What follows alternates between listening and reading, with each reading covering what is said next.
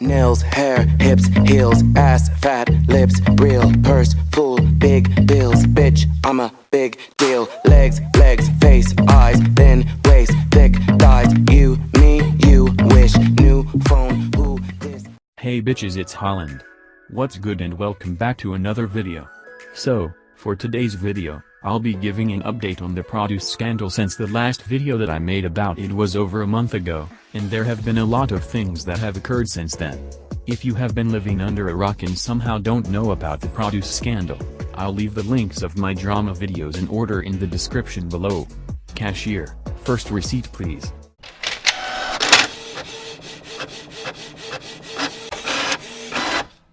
The first thing is that on November 21, 2019, TV Report announced that some X1 and I.O.I members would be going home to visit their families since X1 and I.O.I are currently on a hiatus because the members still haven't made a unanimous decision on whether or not the groups will disband, and they are waiting until the On Junyoung and Kim Yong-bum cases finally blow over. I'm still honestly pressed because, out of all the times they chose to have a scandal, it was right before I.O.I's best potential comeback.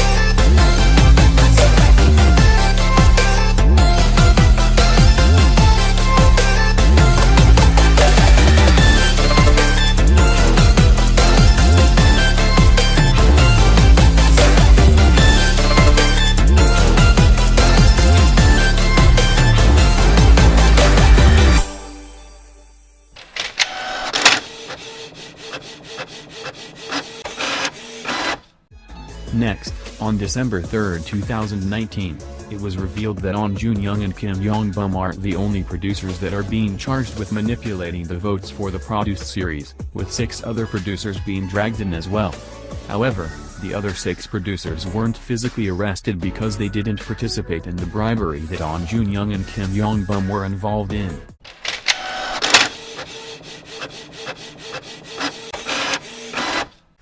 Then, on the 17th, the prosecutors of Produce 101 series responded to the Korean fans who have asked for the names of the members who benefited the voting manipulation, and also wished to see original results purely based on the votes without the voter manipulation. However, the prosecutors of the Produce series said that they won't be releasing any trainees' names as to not damage the reputation and the careers of the members who benefited from the rigged votes.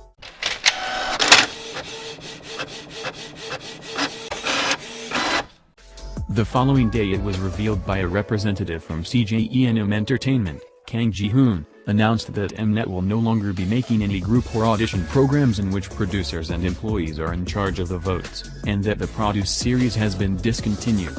Well, the only way I think that the Produce series could continue is if they managed the votes the same way that they did their other show World Class, but either way I doubt it'd be successful considering the controversy that now surrounds it. I think this is best because if Mnet and CJENM Entertainment were to release another season, people would automatically think that it would be rigged because of the bad reputation that the Produce series now has.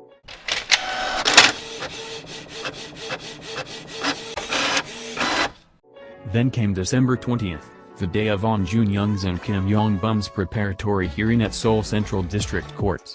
If you aren't into law like that, A preparatory hearing is basically an event after a criminal complaint has been filed by the prosecutor, or the person or organization accusing the charged person, to determine whether there is enough evidence to require a trial.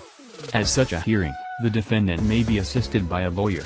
So, in this case, it means that this preparatory hearing was held to determine whether there is enough evidence to prosecute On Jun-young, Kim Yong-bum, and the other 6 unknown producers. During this hearing, the lawyer representing the charged producers stated that the producers all admit to everything they've done. However, they said that the amount of cash from the bribes that they accepted was false. The lawyers of the 5 industry representatives, who bribed On Jun-young to manipulate the votes, stated that though the company bribers admitted to the charges of the case, they believed the details of the amount of money that had been involved should be re-examined. In addition, the lawyer representing On Jun-young and the other producers stated that they wish this to be a closed trial, meaning that they want the trial to be private so that none of the details of the courtroom hopefully leak out to the public. This is mainly to prevent the leaking of any trainees whose votes were manipulated for the better. The court responded by stating that they will take this into consideration. Lastly, it was also revealed that the second preparatory hearing has been scheduled for January 14 at 10:20 a.m. Korean Standard Time. I personally can't wait for this next hearing and even marked it on my calendar, but the main thing I'm excited for is the actual court case itself. I'm also wondering who the 5 companies are that bribed On Jun-young to manipulate the votes, as well as what does the defendant's lawyer mean when they said the amount of money wasn't accurate. We'll just have to wait and see lol.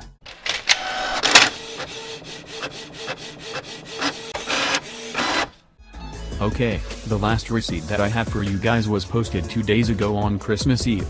So, many fans were speculating that since the South Korean Produce 101 series votes were rigged, that it must mean the other Produce seasons in China and Japan must have also been rigged as well.